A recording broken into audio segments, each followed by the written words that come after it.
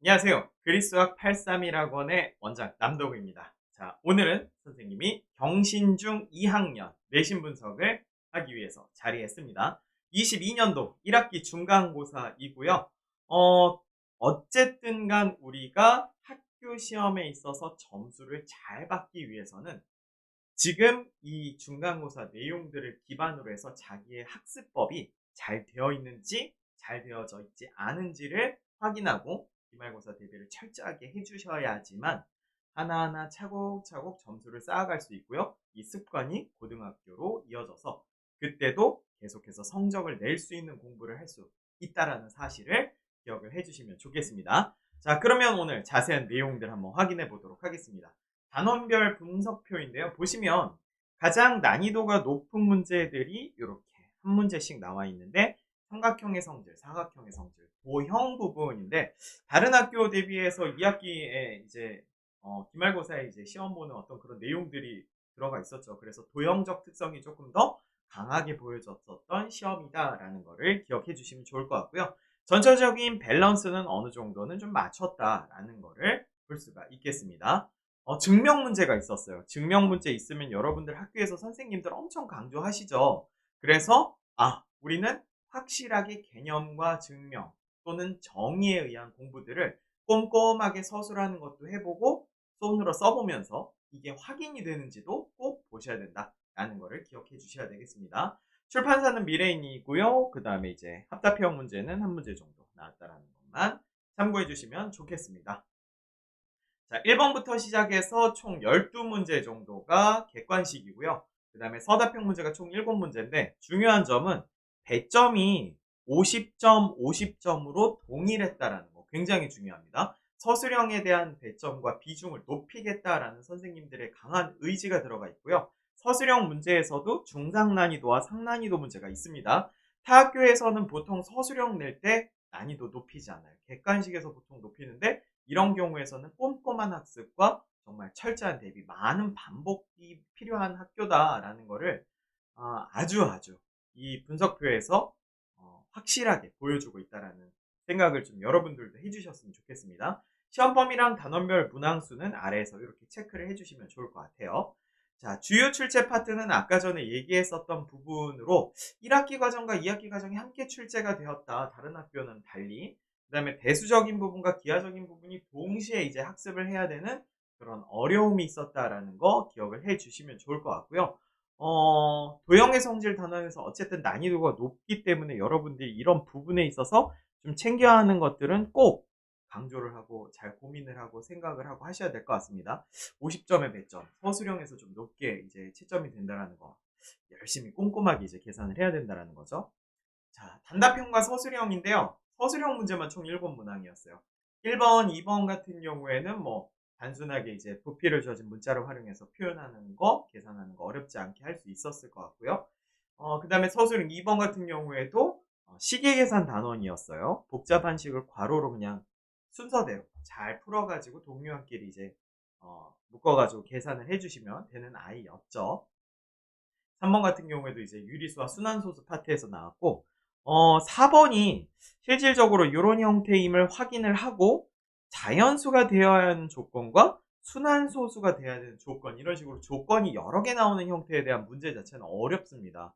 그래서 여러분들이 이런 난이도가 있는 유형의 문제들 통합형 문제들 조건들이 많이 주어지는 문제들에 대해서도 연습을 해보셔야 되는데 어차피 우리가 알고 있는 경신중학교 학생들은 그렇게 낸다라는 걸 이미 알고 있고 그런 거에 대한 대비들은 좀 많이 시켜드렸습니다. 그만큼 이제 점수가 많이 잘 나오기도 했고요. 소수령 5번과 6번 같은 경우에 이제 도형적 특성에 대한 단원들이 나왔다라는 거 꼭 기억을 해 주시고요. 거기에 있어서 이 정의, 어떤 것들에 대한 정의가 중점적이다. 밑에도 보시면 정의에 의해서 근거하고 증명하는 문제였잖아요.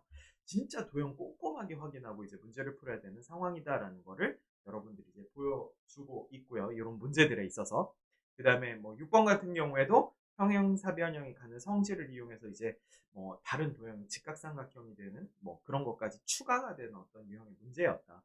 결국에는 도형적 특성 문제가 조금 뒤쪽에 나오면서 비중이 높고 난이도가 높아졌다라는 것을 확인할 수가 있겠습니다. 고득점 문제는 아까 전에 다뤘던 서술형 4번 문제였고요. 결국에는 이런 형태임을 확인하고 여러 가지 조건에 대해서 잘 챙겨야 된다. 여러 가지 조건을 잘 확인해서 문제를 풀어야 된다라는 거를 강조를 조금 드릴 거고요.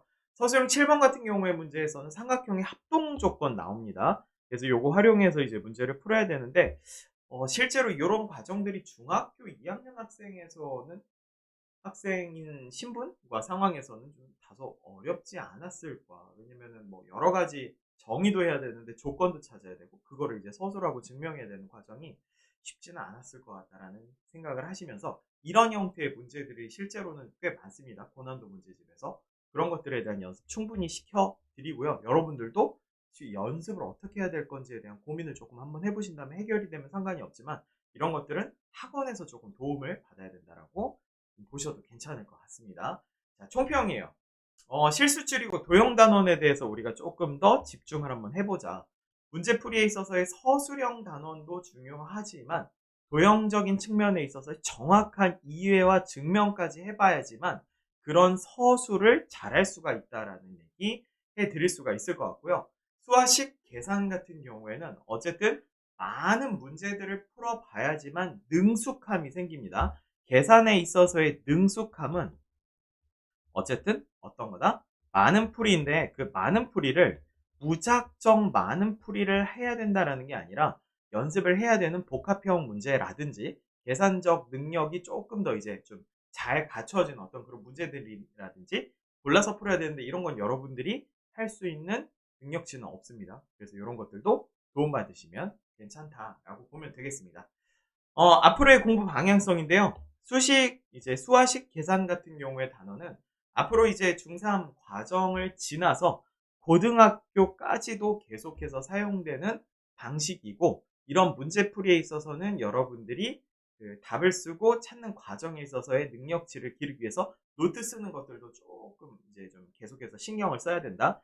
계산 능력을 잘 향상시키는 거에 있어서는 노트 쓰는 것만큼 좋은 게 없습니다. 그리고 반복해야 되다 보니까 당연히 교재에는 체크가 되어 있으면 안 되잖아요. 그러다 보니까 또 노트를 써야 되는 어떤 상황들이 나온다라는 거를 알려드릴 수가 있을 것 같고요.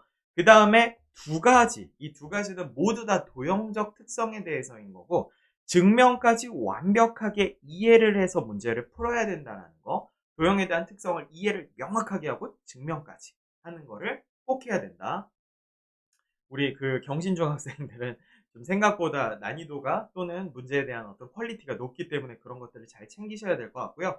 도형의 성질 대단원은 어쨌든 뒤쪽에 나오시는 도형의 닮음 파트, 기말고사 파트에서도 아주 세심하게 다루는 내용이었기 때문에 앞부분에 대한 정리가 잘 안 돼 있었다면 시험 범위에 대해서 우리가 대비를 조금 잘 하기 위해서 학습을 조금 더 꼼꼼히 더 세팅을 하고 넘어가야 된다는 거 선생님이 전달해 드릴 수가 있겠습니다.